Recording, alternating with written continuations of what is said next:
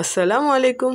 আজ রান্না করব মসুরি ডাল আর চাল কুমড়ো দিয়ে মজাদার নিরামিষ রান্না। এই জন্য চুলায় আমি একটা পাতিল বসিয়ে দিয়ে এর মধ্যে আমি তেল দিয়ে দিব। তেলটা গরম হয়ে আসলে এর মধ্যে দিয়ে দিব পেঁয়াজ কুচি। পেঁয়াজ কুচিটা হালকা ভেজে নিয়ে এর মধ্যে আমি একে একে সব মশলাগুলো দিয়ে দিব। এখানে আমি দিয়ে নেব 1 চা চামচ ধনিয়া গুঁড়া, 1 চা চামচ হলুদ গুঁড়া, 1 চা চামচ মরিচ গুঁড়া আর 1 চা চামচ আদা রসুনের পেস্ট আর স্বাদ মতো লবণ, 2টো তেজপাতা দিয়ে মশলাটাকে আমি সুন্দরভাবে কষিয়ে নেব। মশলাটা কষানো হয়ে গেলে এখানে আমি আগে থেকে ধুয়ে রাখা মসুরি ডালটা দিয়ে দিব।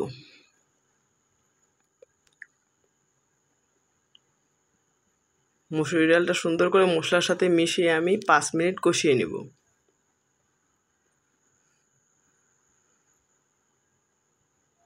ডালটা কষানো হয়ে গেলে এর মধ্যে আমি দিয়ে দিব আগে থেকে কেটে রাখা চাল কুমড়োগুলো।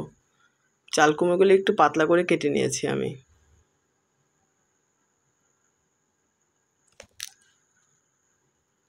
এখন ডাল আর চাল কুমড়োটা সুন্দর করে মশলার সাথে মিশিয়ে নেব।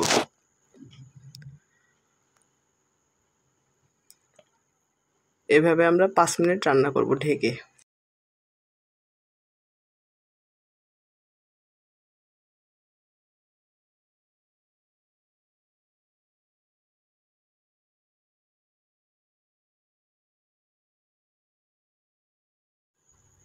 এখন ঢাকনা খুলে এর মধ্যে আমি পরিমাণ মতো পানি দিয়ে দিব। পানি দিয়ে ভালো করে নেড়ে চেড়ে এখন আমি ঢাকনা দিয়ে ঢেকে আরও 10 মিনিট এটাকে রান্না করব। এখন আমি কয়েকটা কাঁচামরিচ দিয়ে দিব। সিদ্ধ হওয়ার জন্য কিছুক্ষণ অপেক্ষা করব।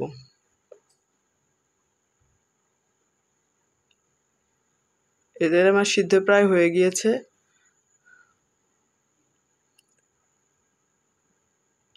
নামিয়ে নিলে আরেকটু ঘন হয়ে আসবে। এই তো কত সহজেই তৈরি হয়ে গেল আমাদের মজাদার চাল কুমড়ো দিয়ে ডালের রেসিপি।